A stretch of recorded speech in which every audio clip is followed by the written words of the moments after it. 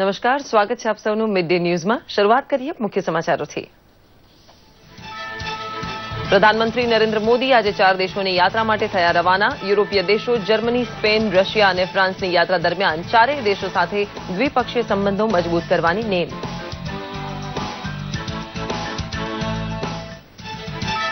ભારતને સંરક્ષણ ઉત્પાદન કેન્દ્ર બનાવવાની જોરદાર હિમાયત કરતા સંરક્ષણ મંત્રી અરુણ જેટલી આતંકવાદ જેવા પડકારોનો સામનો કરવા બીજા ઉપર આધાર ન રાખી શકાય તેમ જણાવતા જેટલી।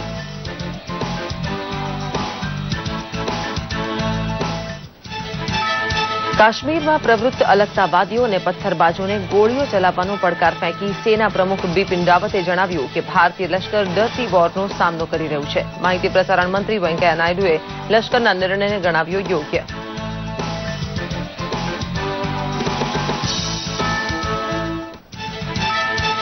ખેડા જિલ્લાના પાગવેલમાં પંડિત દીનદયાળ ઉપાધ્યાય વિસ્તારક યોજનાનો પ્રારંભ કરાવતા મુખ્યમંત્રી વિજય રૂપાણી કેન્દ્ર અને રાજ્યની પ્રજા કલ્યાણકારી યોજનાઓને જનજન સુધી પહોંચાડવાની ભાજપ કાર્યકરોની નેમ।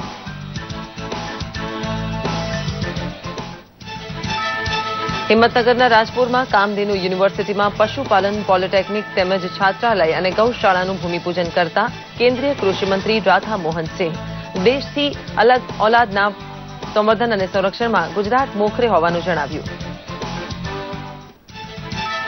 વિશ્વ આરોગ્ય સંસ્થા મુજબ અમદાવાદના બાપુનગર વિસ્તારના 3 દર્દીઓમાં મળ્યો હતો ઝીકા વાયરસ પોઝિટિવ। પ્રજાજનોને ગભરાવવાની જરૂર નહીં હોવાનું જણાવે છે મુખ્ય સચિવ જે.એન. સિંઘ। તમામ 3 દર્દીઓ હાલ સુરક્ષિત। રાજ્ય સરકારે લીધા તમામ સાવચેતીના પગલાં। તાજેતરમાં જ તવાંગ ખાતે શહીદ થયેલા પંચમહાલના જવાન પ્રદીપસિંહ રાઠોડના રાજકીય સન્માન સાથે થયા અંતિમ સંસ્કાર। ગાર્ડ ઓફ ઓનરથી સલામી આપી શહીદને યોજાઈ અંતિમ યાત્રા।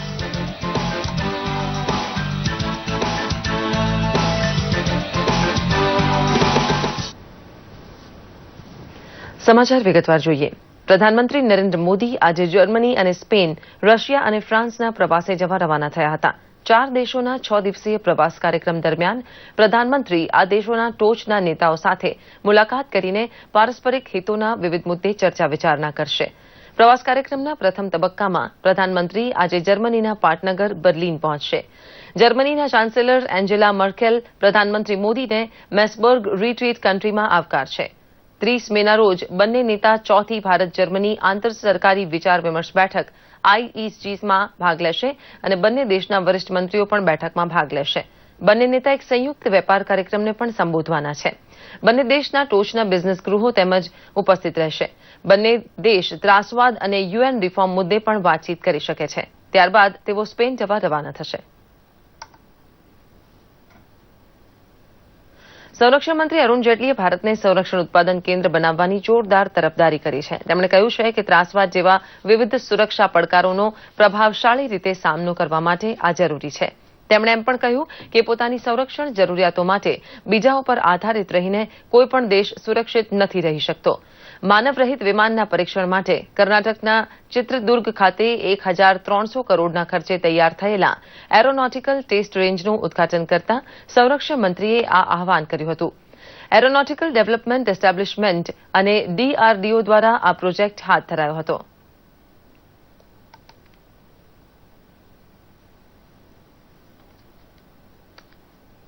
I have a neighbor who for almost 7 decades has perpetuated a security threat as far as India is concerned. And therefore our level of defense preparedness is always to be optimal.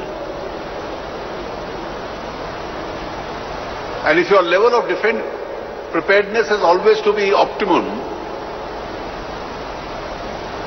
you need in the long run to eventually establish the facilities to a large extent possible for its manufacturing within the country itself. સૈન્યના વડા general Bipin રાવતે kernel ગોગાઈને Kashmiri યુવકના કરેલા ઉપયોગનો ભરપૂર બચાવ કરતા કહ્યું હતું કે જમ્મુ કાશ્મીરમાં ભારતીય સેના ડર્ટી વોરનો સામનો કરી રહી છે। આ યુવકોએ જુદી રીતે લડવાની જરૂર છે। પથ્થરબાજી કરીને ન લડાય. રાવતે કહ્યું કે મેજર ગોગોઈને સન્માનિત કરવાનો હેતુ સુરક્ષા દળોના યુવાન અધિકારીઓનું મનોબળ વધારવાનો હતો. અધિકારીઓ અને જવાનો આતંકવાદ પ્રભાવિત રાજ્યમાં મુશ્કેલ સ્થિતિઓમાં કામ કરી રહ્યા છે. ભાગલાવાદીઓને પડકાર ફેંકતા તેમણે કહ્યું હતું કે તેઓ પથ્થરમારો કરવાને બદલે હથિયાર ચલાવે, પછી અમે અમારું કૌવત બતાવીશું. કેન્દ્રીય માહિતી અને પ્રસારણ મંત્રી વેંકૈયા નાયડુએ સેનાધ્યક્ષ બિપિન રાવતના નિવેદનને સમર્થન આપતા કહ્યું છે કે માત્ર સરકાર જ નહીં પરંતુ પૂરા દેશના લોકો સૈન્ય કાર્યવાહીનું સમર્થન કરે છે. को फैलाने के लिए उन लोगों को पैसा दे रहे और ये अलगाववादियों को, विभाजनवादियों को भी पैसा दे रहे. उस परिप्रेक्ष्य में जो कश्मीर में जो स्थिति है उस स्थिति को सुधारने के लिए जो भी उचित कार्रवाई करना चाहिए उस समय पर अपना विवेचन के आधार पर कार्रवाई करना चाहिए. आर्मी चीफ ने यही कहा, इसलिए मैं आर्मी चीफ का जो वक्तव्य है उसको पूरा समर्थन करता हूं और देश में लोग भी आर्मी के साथ है. રાષ્ટ્રીય તપાસ એજન્સી એનઆઈએએ 2 ભાગલાવાદી નેતાઓને નવી દિલ્હીમાં પોતાના મુખ્યાલયે હાજર થવા ફરમાવ્યું છે. જે ભાગલાવાદી નેતાઓને સમન્સ પાઠવીને બોલાવવામાં આવ્યા છે તેમાં તહરીક-એ-હુરિયતના ફારૂક અહમદ દાર ઉર્ફે બિટ્ટા કરાટે તેમજ જાવેદ અહેમદ બાબા ઉર્ફે ગાઝીનો સમાવેશ થાય છે. જમ્મુ કાશ્મીરમાં આતંકવાદીઓને ભંડોળ પૂરું પાડવાના તેમજ ભાગલાવાદી પ્રવૃત્તિઓ સાથે સંકળાયેલા કેસના સંદર્ભમાં તે બંનેને સમન્સ પાઠવવામાં આવ્યા છે. અગાઉ એનઆઈએની ટીમે આ મહિનાના આરંભમાં 4 દિવસ સુધી તેમની પૂછપરછ કરી હતી. આતંકવાદી ભંડોળનો કેસ સ્ટિંગ ઓપરેશન મારફતે પ્રકાશમાં લાવવામાં આવ્યો હતો. બિહારના વિવિધ વિસ્તારોમાં ભારે વરસાદ અને વાવાઝોડા તેમજ વીજળીઓ ત્રાટકવાની ઘટનાએ 24 લોકોનો ભોગ લીધો છે. રવિવારે બપોરે બિહારના વિવિધ વિસ્તારોમાં વાવાઝોડા સાથે વરસાદ ત્રાટકતા બેતિયામાં 6, મોતીહારીમાં 5, જમુઈમાં 4 વ્યક્તિના મૃત્યુ થયા હતા. મધેપુર, ભાગલપુર, મુંગેર અને સમસ્તીપુરમાં 2 તેમજ વૈશાલી જિલ્લામાં 1 વ્યક્તિનું મૃત્યુ થયું હતું. 2 ડઝનથી વધુ લોકો ઘાયલ પણ થયા હતા. સંખ્યાબંધ વૃક્ષો અને મકાનની દિવાલો પણ તૂટી પડી હતી.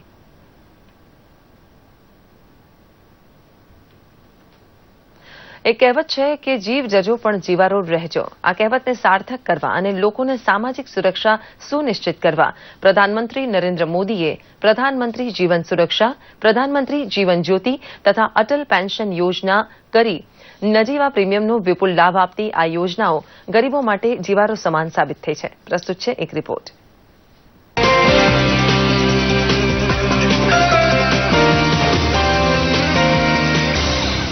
તમારું પ્રિયજન અચાનક જ વસમી વિદાય લઈ લે, એના શોકની સાથે આવક છીનવાઈ જવાનું દુઃખ ભળે તો કેવી લાગણી થાય. નર્મદા જિલ્લાના સુમિત્રાબેન વસાવા આવા જ અનુભવમાંથી પસાર થઈ ચૂક્યા છે. અચાનક પતિની છત્રછાયા ગુમાવ્યા બાદ હતપ્રભ થઈ ગયેલા સુમિત્રાબેનની વારે જો કે પ્રધાનમંત્રી જીવન સુરક્ષા યોજના આવી. માત્ર નજીવી કિંમતે ભરેલા પ્રીમિયમ બદલ બેંક દ્વારા એમને 2 લાખ રૂપિયા મળતા એમની અને એમના પરિવારની તૂટતી જિંદગી બચી ગઈ. મારા પતિ જીવતા હતા તે વખતે અમે ખેતી કરીને ભરણ પોષણ કરતા હતા અને અચાનક ઓફ થઈ ગયા હતી. પછી અમને વીમામાં પૈસા અમને મળ્યા 2 લાખ. તે પછી અમે તેવી રીતે અમે ઘર પોષણ કરીએ છીએ. અમારી ગરીબો માટે આ યોજના બહુ સારી છે. આવી જ કઈ ઘટના બની નર્મદા જિલ્લાના જ પરેશભાઈ કાછિયા સાથે. પરેશભાઈ અને એના ભાઈ હળીમળીને ખેતી કરતા હતા. ત્યાં ભાઈ અચાનક બીમારીમાં ફાની દુનિયા છોડી ચાલ્યા ગયા. પણ પ્રધાનમંત્રી વીમા યોજનાથી મળેલા નાણાં થકી પરેશભાઈ ગુજરાન સારી રીતે ચલાવી સંતોષથી જીવી રહ્યા છે. મારો ભાઈ 2 ભેગા રહેતા હતા, ખેતી કામ કરતા હતા. અચાનક બીમારી આવી ગઈ એટલે ભાઈ એક્સપાયર થઈ ગયા. પ્રધાનમંત્રીનો વીમો હતો, અમારું દેના બેંકમાં જે ખાતું એટલે 2 લાખ રૂપિયા અમને મળ્યા. એટલે અમારું ઘર પોષણ કરવા માટે અમને સરકારની સહાય મળી હતી. આ કોઈ જાતનો અમારા વીમાના પૈસા અમને ઘેર બેઠા મળ્યા હતા. અમારે કોઈ જાતનો ધક્કો બક્કો ખાવો પડ્યો નથી. તો સાબરકાંઠા જિલ્લાના પુંસરી ગામે રહેતા લાલસિંહભાઈ પરમાર ₹330નું પ્રીમિયમ ભરી જીવન જ્યોતિ યોજનામાં સામેલ થયા. એમનું અચાનક અવસાન થતા એમના ભાઈ રાકેશભાઈ અને એમના પરિવારને 10 દિવસમાં જ 2 લાખ રૂપિયાની રકમ ઘેર બેઠા મળતા ગુજરાન ચલાવવું તો સરળ બન્યું જ, રાકેશભાઈના દીકરાનો જીવ પણ બચી શક્યો. મારા મોટા ભાઈ પરમાર લાલસિંહ સરતાનજી નો આકસ્મિક મૃત્યુ થવાથી હું ભાગી પડેલો હતો અને એ સરકાર તરફથી વીમો લીધેલો હતો પ્રધાનમંત્રી 330 વાળો. એ વીમાનો લાભ મને મળેલ છે અને હું એકદમ ભાગી પડેલ, પણ અત્યારે હું એ પૈસેથી હું ગાય લાવ્યો, મારા છોકરાનો દવાખાનું કર્યું અને ગુજરાન ચલાવું છું. 2 લાખ રૂપિયા મળ્યા એટલે એ પૈસાથી હું મારો છોકરો બીમાર થઈ જતો ને, હું હિંમતનગર એડમિશન કરાયું. એ 2 લાખ રૂપિયાથી હું 1 લાખ રૂપિયાનો ખર્ચો કર્યો. હું મારા એક છોકરાનો જીવ બચાવ્યો. એ વીમો હર કોઈ માણસને યોજના લેવી એ બહુ મહત્વની વાત છે. વીમાની રકમ લાભાર્થી સુધી ઝડપથી પહોંચાડવામાં નોડલ બેંકની કામગીરી પણ મહત્વની સાબિત થઈ છે. પ્રધાનમંત્રીએ જે સુરક્ષા સમાજ સુરક્ષાની સોશિયલ સિક્યુરિટી સ્કીમ હેઠળ જે અલગ અલગ 3 યોજનાઓ લોન્ચ કરેલી, એમાં પહેલી યોજના જે હતી પ્રાઇમ મિનિસ્ટર સુરક્ષા બીમા યોજના, જેનું પ્રીમિયમ 12 રૂપિયા હતું અને એમાં લાભાર્થી 18 થી 70 વર્ષના લોકો લાભાર્થી હતા, એમને વીમો મળવાપાત્ર હતો. તે આપણી શાખામાં લગભગ 2000 જેટલા લોકોએ લાભ લીધો છે.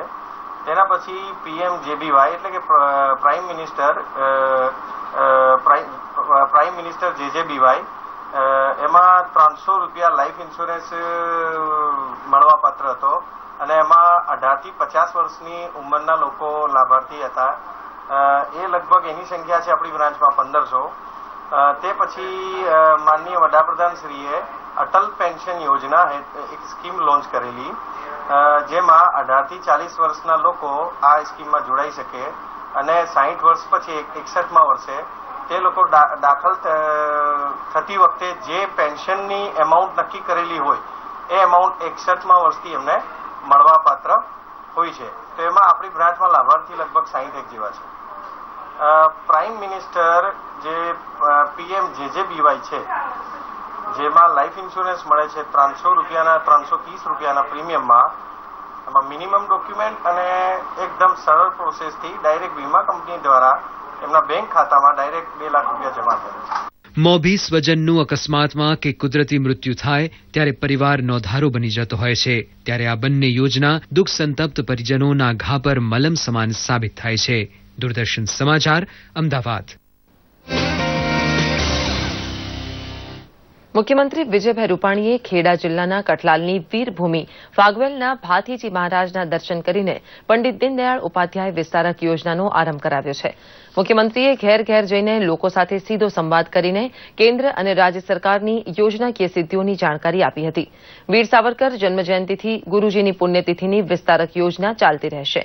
આ દરમિયાન 48,000 જેટલા કાર્યકર્તા રાજ્યના તમામ 48,000 બૂથમાં ઘેર ઘેર જઈને જનસંપર્ક કરશે. તેઓ કેન્દ્ર અને રાજ્ય સરકારની પ્રજા કલ્યાણકારી યોજનાઓને જનજન સુધી પહોંચાડશે. આ પ્રસંગે ફાગવેલ મંદિરના ટ્રસ્ટી ઉદયસિંહ રાઠોડ પણ કાર્યકર્તા સાથે ભાજપમાં જોડાયા હતા.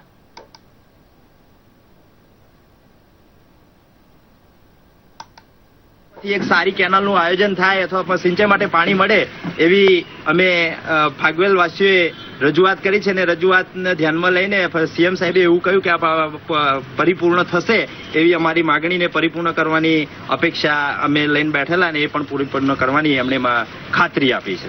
અમારા ઘરે આવીને એમ કીધું કે તમારા બધા સભ્યોના ફોટા લીધા અને અમારા બધાના પાણીનો વ્યવસ્થિત કરી, લાઇટની વ્યવસ્થિત કરી અને બધાને આ રીતે મળ્યા અને બધી રીતે સારી રીતે સુખ શાંતિ મળીને રામ રામ કર્યા. ગુજરાત માધ્યમિક અને ઉચ્ચતર માધ્યમિક શિક્ષણ બોર્ડ દ્વારા માર્ચ મહિનામાં લેવામાં આવેલી ધોરણ 10ની પરીક્ષાનું પરિણામ આજે આવી ગયું છે. ધોરણ 10ની પરીક્ષામાં સમગ્ર રાજ્યમાંથી 11.2 લાખ વિદ્યાર્થીઓ નોંધાયા હતા. ગુજરાતનું ધોરણ 10નું નિયમિત વિદ્યાર્થીઓનું પરિણામ 68.24% આવ્યું હતું. સૌથી વધુ ટકાવારીવાળું ગીર સોમનાથનું સુપાસી કેન્દ્ર હતું, જે 98.2% રિઝલ્ટ સાથે પ્રથમ આવ્યું છે. જ્યારે સૌથી ઓછું પરિણામ ધરાવતું કેન્દ્ર નર્મદા જિલ્લાનું નાંબડિયા કેન્દ્ર 10.50% સાથે સૌથી નીચું છે. A1 ગ્રેડ ધરાવતા 3,750 વિદ્યાર્થીઓ છે. સૌથી વધુ પરિણામ ધરાવતો સુરત જિલ્લો છે, જે 79.27% સાથે પ્રથમ નંબરે છે. જ્યારે નર્મદા જિલ્લો 46.90% પરિણામ સાથે ઓછું પરિણામ ધરાવતો જિલ્લો છે. પરિણામ આવ્યા પછી અમદાવાદમાં સંસ્કાર કેન્દ્ર ખાતે શ્રેષ્ઠ પરિણામ લાવનાર વિદ્યાર્થીઓ એકઠા થયા હતા. વિદ્યાર્થીઓ તેમની સિદ્ધિ અંગે પોતાના પ્રતિભાવો આપ્યા હતા. અમદાવાદના મેયર શ્રી ગૌતમ શાહે ઉપસ્થિત રહીને વિદ્યાર્થીઓને શુભેચ્છાઓ આપી હતી અને વિદ્યાર્થીઓને બિરદાવ્યા હતા તથા વિદ્યાર્થીઓએ પણ પોતાના પ્રતિભાવો આપ્યા હતા.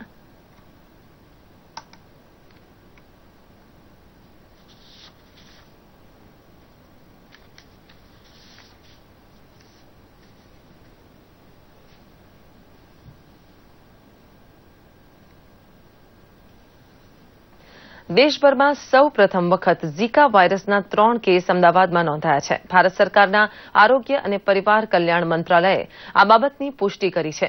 જોઈએ એક અહેવાલ. ઝીકા વાયરસ એ ડેન્ગ્યુ અને ચિકનગુનિયા ફેલાવતા એડિસ મચ્છર દ્વારા ફેલાય છે, જેના લક્ષણો જોઈએ તો તાવ આવવો, સાંધાનો દુખાવો, સ્નાયુઓનો દુખાવો, આંખ લાલ થવી, માથું દુખવું, શરીર ઉપર ચકામા પડવા વગેરે છે. ઉપલબ્ધ માહિતી મુજબ આ રોગમાં દર્દીને જવલ્લેજ હોસ્પિટલમાં દાખલ કરવો પડે છે. સામાન્ય રીતે આરામ કરવાથી મટી જાય છે. જો આ ચેપ સગર્ભા સ્ત્રીઓને થાય તો જન્મનાર બાળક નાના માથા સાથે જન્મવાની શક્યતા હોય છે. સગર્ભા જે સ્ત્રીઓ છે એ લોકોને ખાસ કાળજી રાખવી જોઈએ. એ લોકોને ખાસ ડોક્ટર્સની ખાસ સલાહ લેવી જોઈએ, ગાયનેકોલોજીસ્ટની. એ એમની મેળે જે બી સોનોગ્રાફી કરવાની હોય એ આગળની તપાસ કરે કે બાળકને નુકસાન થયું છે નથી થયું. શુક્રવારે વિશ્વ આરોગ્ય સંસ્થા દ્વારા ઝીકા વાયરસ અંગે જાહેર કરાયેલા રિપોર્ટમાં અમદાવાદના બાપુનગરના 3 દર્દીઓનો ઉલ્લેખ કરવામાં આવ્યો હતો, જેમાં એક 34 વર્ષીય મહિલા, એક 22 વર્ષીય સગર્ભા મહિલા અને એક 64 વર્ષીય પુરુષનો સમાવેશ થાય છે. તે અંગે પત્રકાર પરિષદને સંબોધતા રાજ્યના મુખ્ય સચિવ JN સિંઘ, આરોગ્ય સચિવ JP ગુપ્તાએ જણાવ્યું કે સામાન્ય જનતાએ ગભરાવાની જરૂર નથી તથા ઝીકા વાયરસ પોઝિટિવ આવ્યો એ સમયગાળામાં સઘન સર્વેલન્સની કામગીરી તારીખ 7મી થી 12મી જાન્યુઆરી 2017 સુધી સતત 5 દિવસ સુધી હાથ ધરવામાં આવેલી હતી, જેમાં બાપુનગરમાંથી 25,500 થી વધુ ઘરોમાંથી 12,500 થી વધુ વ્યક્તિઓના સેમ્પલ લઈ એને ચકાસવામાં આવેલ, પરંતુ કોઈપણ સેમ્પલ ઝીકા પોઝિટિવ ન હતું. ઝીકાના 3 કેસ નવેમ્બરથી ફરવરી દરમિયાન કન્ફર્મ થયા. આ પછી રાજ્ય સરકાર સતત એન્ટી મોસ્કીટો કેમ્પેન કરીને, સર્વેલન્સ કરીને અને બ્લડ સેમ્પલ્સની ચકાસણી કરીને સતત કામગીરી ચાલુ છે. આ પછી એક પણ કેસ આ તરીકેના થયા નથી અને ખુશીની વાત છે કે જો 2 કેસમાં 3 કેસ પૈકી 2 પ્રેગ્નન્ટ લેડીના કેસ હતા. બંનેના બાળક હશપુશ છે. માતા અને બાળક બંને ઠીક બહુ સારા છે. તેમજ આ રોગની જાણકારી માટે રાજ્ય સરકારે ફેબ્રુઆરી 2017માં એક વર્કશોપનું આયોજન કરીને તમામ મેડિકલ કોલેજના ફિઝિશિયન તેમજ એપિડેમિક મેડિકલ ઓફિસર તેમજ પ્રાથમિક આરોગ્ય કેન્દ્ર, સામૂહિક આરોગ્ય કેન્દ્ર અને જિલ્લા હોસ્પિટલના ડોક્ટરોને તાલીમ પણ આપવામાં આવી હતી. ઝીકા વાયરસથી બચવા માટે રાજ્ય સરકારે તમામ સાવચેતીના પગલાં લીધા છે, તેથી ગભરાવાની જરૂર નથી. પરંતુ આ એક મચ્છરજન્ય અને ચેપી રોગ છે, તેથી સાવચેતી રાખવી જરૂરી છે. ભાર્ગવ ત્રિવેદીની સાથે દેવસિંહ વારોતરિયા, દૂરદર્શન સમાચાર, ગાંધીનગર. વાપીમાં દમણગંગા નદીના કિનારે ₹6 કરોડના ખર્ચે નિર્માણ પામેલા મુક્તિધામનું કેન્દ્રીય મંત્રીઓ પુરુષોત્તમ રૂપાલા અને મનસુખભાઈ માંડવિયાના હસ્તે લોકાર્પણ કરવામાં આવ્યું હતું. વાપી ઇન્ડસ્ટ્રીઝ એસોસિએશન અને વાપીના અનેક દાતાઓના સહયોગથી આ મુક્તિધામ તૈયાર થયું છે. તેમાં મૃતકના સ્વજનોને બેસવા માટે વિશાળ એર કન્ડિશન હોલ અને બગીચાનું નિર્માણ પણ કરાયું છે. આ ઉપરાંત વિદેશમાં રહેતા સ્વજનો મૃતકની અંતિમ ક્રિયા નિહાળી શકે તે માટેની સિસ્ટમ પણ ઉપલબ્ધ છે. આ પ્રસંગે રૂપાલાએ જણાવ્યું હતું કે સરકાર દ્વારા સૌનો સાથ સૌના વિકાસનું જે સૂત્ર અપાયું છે તેને વાપીના ઉદ્યોગપતિઓએ સાર્થક કર્યું છે.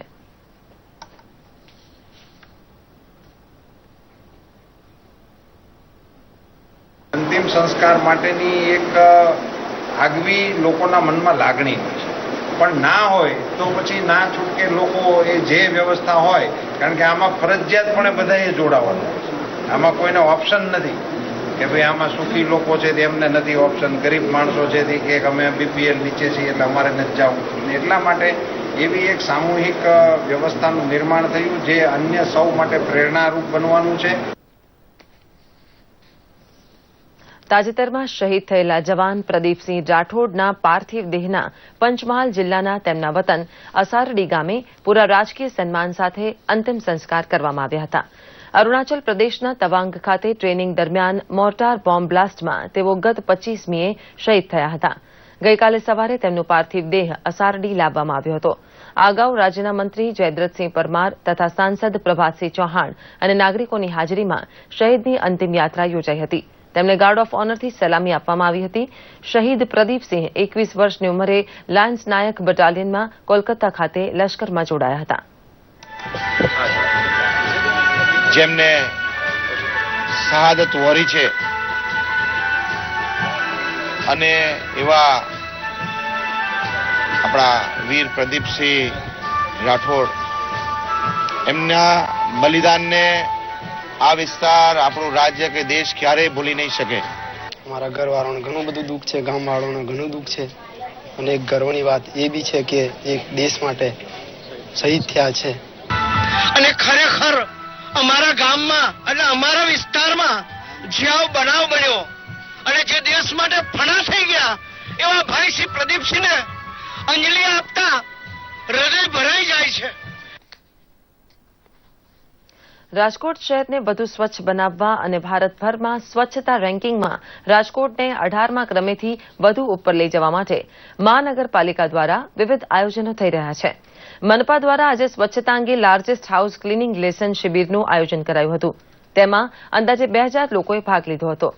શિબિરમાં ઉપસ્થિત લોકોને સફાઈ અંગે વિસ્તૃત માર્ગદર્શન અપાયું હતું. વિશ્વ પર્યાવરણ દિવસ પહેલા રાજકોટમાંથી કચરાપેટી નાબૂદ કરવામાં આવશે અને સૂકા તથા ભીના કચરા માટે દરેક ઘરને અલગ અલગ ગ્રીન અને બ્લુ ડસ્ટબિન આપવામાં આવશે. નાગરિકોએ પણ હવે પોતાના ઘરમાં પદ્ધતિસર સફાઈ કરશે તેવી વાત કરી હતી. બનાસકાંઠાના ખીમાણા ગામે સુલતાન ભગવાનનો અનોખો મહિમા છે. આ મૂર્તિઓ પહેલા સિદ્ધપુરના જિનાલયમાં બિરાજતી હતી. મુસ્લિમ શાસક અલાઉદ્દીન ખિલજી આવ્યો ત્યારે મૂર્તિઓને જિનાલયમાં મૂકી દેવાઈ હતી. મૂર્તિના ચમત્કાર જોયા પછી ખિલજીએ કહ્યું હતું કે આ દેવ તો બાદશાહ સુલતાન છે. ત્યારથી તે મૂર્તિઓને સુલતાન ભગવાન તરીકે સંબોધવામાં આવે છે. પ્રાચીન પાર્શ્વનાથ અને શાંતિનાથની આ મૂર્તિઓ હાલમાં ખીમાણા ગામના દેરાસરમાં છે. 100 વર્ષ પહેલા આ મૂર્તિ અહીં આવી હતી. હાલમાં આ જિનાલયનો જીર્ણોદ્ધાર કરવામાં આવ્યો છે. આ મૂર્તિઓને આજે પણ સુલતાન ભગવાન જ કહેવાય છે.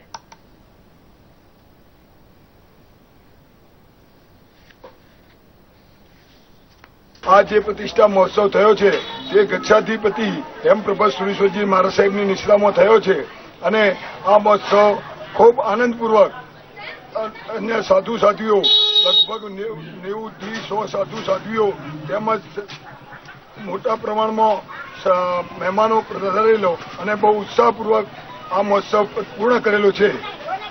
એ સિદ્ધપુર નગરની અંદર સુલતાન પાર્શ્વનાથ ભગવાનના દેરાસરની અંદર એ દરબારમાં રહેલા પ્રાચીન એવા બે પરમાત્મા શ્રી પાર્શ્વનાથ ભગવાન અને શ્રી શાંતિનાથ ભગવાન આ ખીમાણા નગરની અંદર લાવવામાં આવ્યા, પધરામણી કરવામાં આવી અને તેની પ્રતિષ્ઠા આચાર્ય ગચ્છાધિપતિ આચાર્ય એવા શ્રી હેમપ્રભાત સુરેશ્વરજી મહારાજાના કરકમલો દ્વારા અહીંયા ખીમાણા નગરની અંદર કરવામાં આવી છે.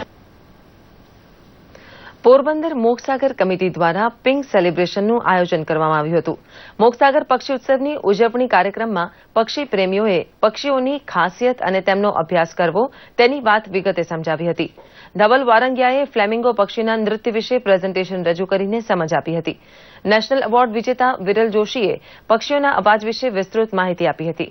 પક્ષી દર્શનના કાર્યક્રમમાં વન વિભાગના અધિકારીઓ પણ ઉપસ્થિત રહ્યા હતા. પક્ષી પ્રેમીઓએ કાર્યક્રમને ખૂબ જ ઉત્સાહપૂર્વક માણ્યો હતો.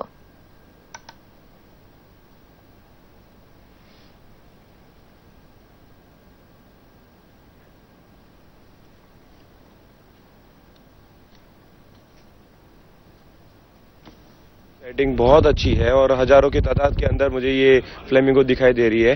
As you can see behind me there are lots of flamingos here. Wetlands बना हुआ है. बहुत अच्छा नज़ारा है. बहुत अच्छा लगा यहाँ पे आने के बाद और पिंक सेलिब्रेशन में कुछ फ्लेमिंगो के बारे में भी जानकारी मिली. મિત્રો છે પોરબંદરના જે વેટલેન્ડ છે એના પ્રત્યે જનજાગૃતિ આવે અને લોકો જે આપણું રાજ્ય પક્ષી છે ફ્લેમિંગો એનો જે કોર્ટશિપ ડાન્સ એટલે કે એનું જે પ્રણય નૃત્ય છે એ જોઈ શકે એના માટે એનું આયોજન હોય છે. આ પ્રોગ્રામમાં ભાગ લેવા માટે ગુજરાત, રાજસ્થાન, મહારાષ્ટ્ર, હરિયાણા જેવા અલગ અલગ રાજ્યોમાંથી 130 જેટલા લોકો કે જે મોટાભાગે પર્યાવરણ પ્રેમીઓ અને બર્ડ વોચર્સ એટલે કે પક્ષી જોવાવાળા લોકો છે. પક્ષીઓ અને પબ્લિક બંને વચ્ચે તાલમેલ વધે, પક્ષીઓને નુકસાન ઓછું થાય તેવા પ્રયત્નો પણ કરવામાં આવી રહ્યા છે. અને ખાસ કરીને સરકારે જે વેટલેન્ડ ઊભા કર્યા છે અથવા વેટલેન્ડ ડિક્લેર કર્યા છે એના માટે પણ એમનો ધન્યવાદ કરવો જોઈએ. કારણ કે ઇન્ડસ્ટ્રીઝ જરૂરી છે જ, સાથે સાથે પક્ષીઓને પણ બચાવવા જેટલા જ જરૂરી છે. એના કારણે બંને વચ્ચે પણ એક સમન્વય ઊભો કરી અને એ લોકોએ ખાસ પ્રકારનું આયોજન કરતા હોય છે. એ બહુ આવકારદાયક છે. મોદી સરકારના 3 વર્ષ પૂરા થયાની ઉજવણી અને ગુજરાત વિધાનસભાની ચૂંટણીની પૂર્વ તૈયારીના ભાગરૂપે ભાજપ દ્વારા રાજ્યભરમાં વિસ્તારક વર્ગના આયોજનો થઈ રહ્યા છે. જૂનાગઢ સર્કિટ હાઉસ ખાતે મળેલી બેઠકમાં પ્રદેશ અગ્રણી ભાવનાબહેન દવેએ કાર્યકરોને કેન્દ્ર અને રાજ્ય સરકારની સિદ્ધિનો સંદેશો ઘર ઘર સુધી પહોંચાડવાના કામે લાગી જવા હાકલ કરી હતી. આ પ્રસંગે મોદી સરકાર દ્વારા 3 વર્ષમાં ગરીબ ખેડૂતો અને ગ્રામ્ય વિસ્તારની પ્રગતિ માટે લેવાયેલા નિર્ણય અને તેના પરિણામો અંગે આંકડાકીય માહિતી પત્રકારોને પણ આપવામાં આવી હતી. બેઠકમાં શહેર ભાજપ પ્રમુખ શશિકાંત ભીમની અને મેયર આદિશક્તિ મજુમદાર સહિતના આગેવાનો પણ ઉપસ્થિત રહ્યા હતા. વર્ષોથી બેંક સાથે નહોતા જોડાયા એ લોકોને જોડ્યા છે. એ જ રીતે મહિલાઓ માટે જે ગામડાઓની અંદર ધુમાડામાં ચૂલામાં જે રસોઈ કરતી હતી એ બહેનોને 2 કરોડ બહેનોને આજે ગેસના કનેક્શનો આપ્યા છે. આવી અનેક યોજના અમે આજે આપને જણાવવા માટે આવ્યા છીએ. જામનગરમાં નટવરી કથક નૃત્ય એકેડેમી ઇન્દોર તથા કલાશ્રી નૃત્યાલયના સંયુક્ત ઉપક્રમે 5 દિવસીય કથક નૃત્યશાળાનું આયોજન કરવામાં આવ્યું છે. જાણીતા કથક ગુરુ ડોક્ટર પુરુ દધીચ તથા ડોક્ટર વિભા દધીચ કથકની વિશિષ્ટ નૃત્ય રચનાઓનું પરીક્ષણ આપશે. કાર્યશાળામાં દશાવતાર સ્ત્રોત, અશત્તાવાડી, કજરી, ગજખોડ, ગંગા અવતરણ વગેરે રચનાઓ પર નૃત્ય અભિનય શીખવવામાં આવશે. કાર્યશાળામાં મુંબઈ, રાજકોટ, ભાવનગર, વડોદરા, ઇન્દોરના કલાકારો ભાગ લઈ રહ્યા છે.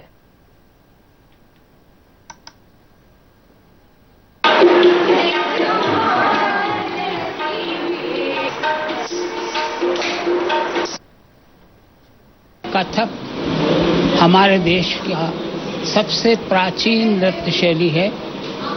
ये पूरे उत्तर भारत की प्रतिनिधि शास्त्रीय शैली है. गुजरात में ये मेरी पहली वर्कशॉप है जो राष्ट्रीय 16 मेरी शिष्या है उन्होंने ऑर्गेनाइज की है और मुझे प्रसन्नता है कि पूरे गुजरात से, राजकोट से, भावनगर से, यहाँ तक कि मुंबई से भी पार्टिसिपेंट्स इसमें आए हैं. मैं मुंबई से आई हूँ. मैं डॉक्टर पुरु दधीच की वर्कशॉप में इसलिए आई हूँ क्योंकि मैं कथक परंपरा को आगे बढ़ाने की कोशिश कर रही हूँ मुंबई में. और हमारे लिए डॉक्टर पुरु दधीच एक धरोहर है और उस धरोहर से मैं जितनी कणों को बटोरना चाह रही हूँ, जितने कोशिश करूंगी वो कणों को लेकर जाकर अपनी आगे की पीढ़ी को मैं सिखा सकूं. गुजरात से और गुजरात के बाहर से भी मुंबई, राजकोट, भावनगर, अलग अलग जगह से काफ़ी सारे गुरुजन, टीचर्स, सीनियर टीचर्स और स्टूडेंट्स आए हुए हैं. जो विशारद किए हुए स्टूडेंट्स के लिए ये वर्कशॉप है और गुरुजन जो अपना क्लास वगैरह चला रहे हैं उन सब के लिए ये वर्कशॉप है. મોરબી જિલ્લાના ટંકારા તાલુકાના હરિપરા ગામના યુવાનોએ ગામને નંદનવન બનાવી દીધું છે.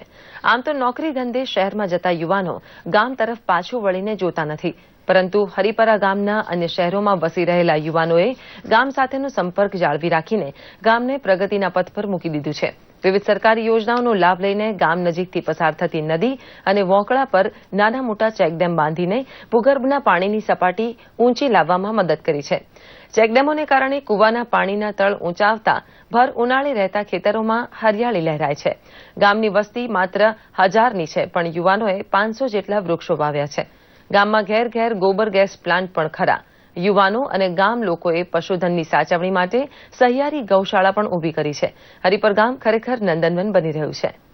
કરેલું છે, અહીંયાની સારી માવજત પણ કરે છે.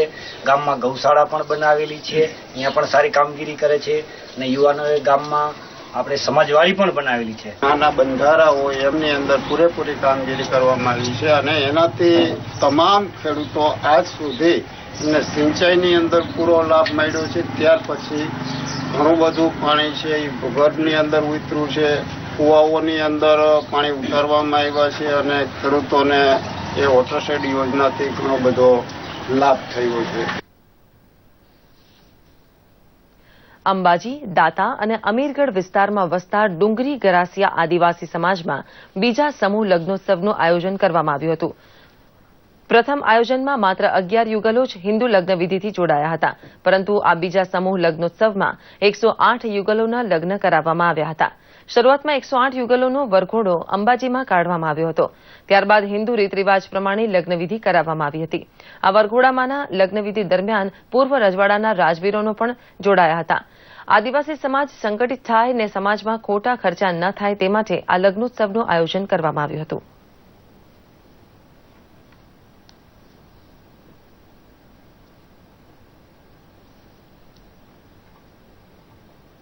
આ સાથે જ આ બુલેટિન અહીં સમાપ્ત કરી છે. નમસ્કાર.